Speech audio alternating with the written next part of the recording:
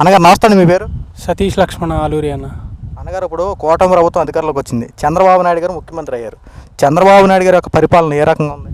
బాగుందన్న, పింఛనీలు కానీ లేకపోతే ఇది కానీ అన్నీ బాగున్నాయి. ఆడు ప్రభుత్వంలో అసలు బాగలేదు. అది ఇంకా ఈ కూటమి ప్రభుత్వంలో ఏది కావాలితే చేస్తున్నారు. పరిపాలన బాగుంది.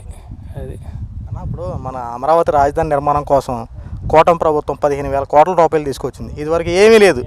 అధికారులకు వచ్చిన 2 నెలల నుంచి చేశారు. రాజధాని 3 రాజధానులు అన్నాడు, ఏ రాజధాని లేదు 5 సంవత్సరాల్లో. మళ్ళీ ఇప్పుడు చంద్రబాబు అన్న రాజధాని చేస్తే బాగుండుద్ది, అభివృద్ధి అవుద్ది. అది పోలవరం కడతానన్నాడు, అట్లా ఏది చేయలే. అవును, పోలవరం అన్నారు. పోలవరంలో ఆడు చేసింది ఏముంది? ఏమీ లేదు. చంద్రబాబు చేసింది. మళ్ళీ ఇప్పుడే మళ్ళీ చంద్రబాబు కాలువ మట్లు అమ్ముకోను అవి చేయని ఇవి చేయని చేశారు. అదన్నా ఇప్పుడు చంద్రబాబు నాయుడు గారు, పవన్ కళ్యాణ్ గారు 2 నెలల్లోనే ఎంత మంచి పరిపాలన అందిస్తే, ఈ జగన్మోహన్ రెడ్డి ఆంధ్ర రాష్ట్రంలో దౌర్జన్యాలు పెరిగిపోయిన, అరాజకాలు పెరిగిపోయి చెప్పి ఢిల్లీకి వెళ్ళి ధర్నా చేసి రాష్ట్రంలో రాష్ట్రపతి పాలన కావాలని చెప్పి మాట్లాడుతున్నాడు. ఎంతవరకు కరెక్ట్ అంటారు ఇది? అది కరెక్ట్ కాదన్న. అసలు అక్కడ రాజధాని అక్కడ గొడవ చేస్తే సుఖమే ఉంది. ఇప్పుడు ఆరు ప్రభుత్వంలో ఏం చేయలే. ప్రభుత్వంలో ఏం చేయనప్పుడు ఇప్పుడు ఇక్కడ చేసే వాళ్ళనైనా వెళ్ళి అక్కడ ధర్నాలు చేస్తామంటే, అప్పుడు 5 సంవత్సరాలు ఏమైంది ధర్నాలు? ఢిల్లీ వెళ్ళి ధర్నాలు చేయాల్సిన పని ఏముందన్న. అది అసెంబ్లీకి రాబోయే జగన్ మాట్లాడుకుందామంటే రావట్లా. ఏంది భయపడుతున్నాడు? భయపడిపోతున్నాడు. ఎందుకంటే ఇక అయిపోయింది సీను, కాటి సీన్కి వచ్చింది చరిత్ర. అందుకని ఒంటరిగా రండి అంటాడు. ఒంటరిగా వచ్చిన అదే పని, కూటమిగా వచ్చిన అదే పని. ఇక అందుకని ఇప్పుడు వీళ్ళు గెలిచారు కదా.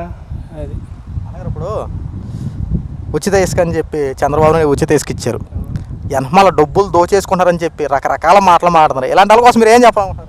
ఇసుకనే నెంబర్ 1 అన్నప్పుడు మనలా పేదవాళ్ళు ఉన్నాం. ఇల్లు కట్టుకోవాలంటే 6,000 7,000 పెట్టుకోవాలి. ఇప్పుడు అవసరం టాటర్ వేసుకొని రసీదు పట్టుకుని వెళ్తే మన పేరుని ఇస్తున్నారు ఇసుక ఫ్రీగా. 1000 రూపాయలు అవుతుంది. నెంబర్ 1.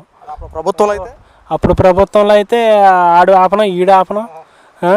అక్కడ 2,000 సీనరైజ్ అనేవాళ్ళు బొళ్ళు అంత తతంగం. 6,500 7,000 ఉండేది ఇసుక. అది ఇప్పుడు ఏముంది 4,000కి వచ్చేస్తుంది. అది ఇంటికి.